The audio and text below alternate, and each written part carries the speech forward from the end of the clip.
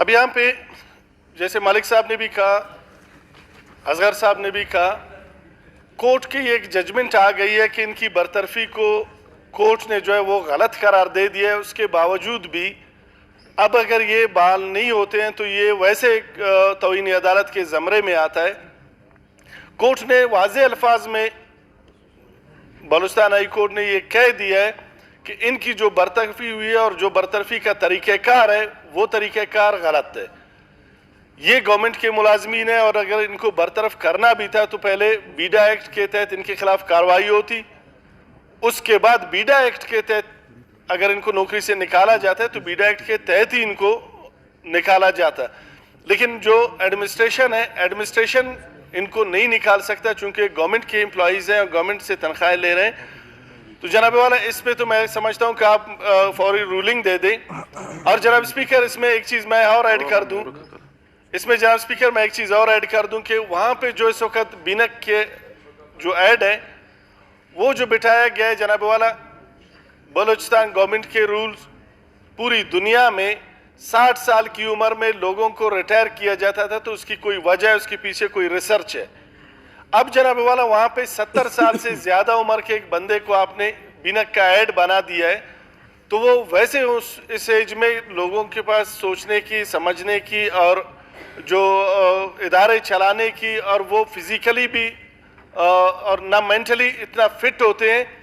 اسی لیے تو سرکار بھی 60 سال کے بعد لوگوں کو ریٹائر کر دیتے ہیں تاکہ ایفیشنٹ لوگوں کو لا کے ڈپارٹمنٹس ان کے حوالے کیے جائیں تاکہ ڈپارٹمنٹس اپنی فنکشنز جو ہے وہ بھرپور طریقے سے کر سکیں.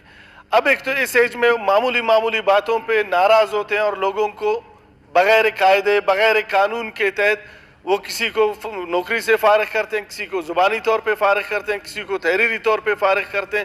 تو ایک عجیب سا ایک ماحول بنا ہوا ہے وہاں پہ. تو آپ مہربانی کر لیں, میں سمجھتا ہوں کہ حکومت سے بھی میری یہ درخواست ہے کہ اس ایج میں وہ قابل احترام ہے, ان کو گھر میں بھیج دیں تاکہ وہ آرام کر لیں. اس ایج میں آپ نے اتنا اہم ادارہ ان کے حوالے کیا, وہ اس ایج میں نہ وہ اس ادارے کو چلا پاتے. اس ادارے کی آپ حالت دیکھ لیں, ایک ہی ادارہ تھا جو منسٹری آف ہیلتھ کے انڈر کام کر رہے, ایک ہی ادارہ تھا جہاں پہ واقعی لوگوں کو کچھ فیسلٹیز ہو رہی تھی. اب جناب والا میں آپ کو بتا دوں کہ موصوف کے آنے سے پہلے یہاں پہ کڈنی ٹرانسپلانٹ کے آپریشنز بھی ہو رہے تھے. آپ ریکارڈ منگوا کے دیکھ لیں کہ ویکلی بیسس پہ کتنے کڈنی کے ٹرانسپلانٹ کے آپریشنز ہوئے, اور جب سے موصوف آئے اس وقت سے آج دن تک ریکارڈ آپ مجھے دکھا دیں کہ کتنے کڈنی کے ٹرانسپلانٹ کے آپریشنز ہوئے.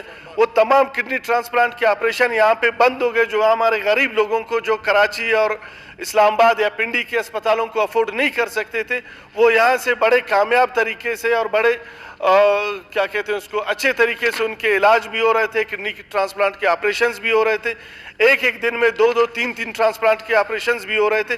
وہ تمام جناب والا ان صاحب کے آنے کے بعد بند ہو گئے ہیں.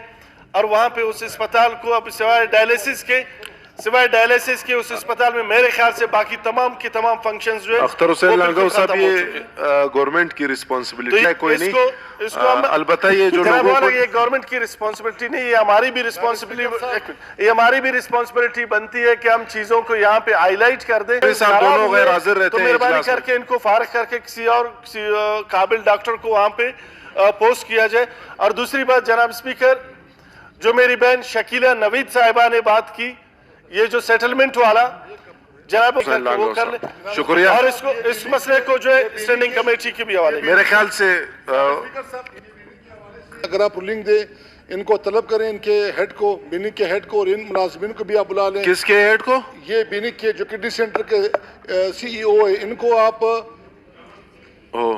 طلب کر لیں. ان ملازمین کو آپ اگر آپ یہ کہتے ہیں کہ یہ ڈپارٹمنٹ کا مسئلہ, حکومت کا مسئلہ ہے, تو پچھلے 6 مہینوں سے میں خود ایز اے ممبر اس پر جو ہے کڈنی ڈپارٹمنٹ کے آتے ہیں منڈے والے دن, ملازمین کو بھی بلائیں, ان کو بھی بلائیں ود ڈیٹیل رپورٹس کے ساتھ, یا اسٹینڈنگ کمیٹی کے حوالے کر دیں. کچھ اس میں آپ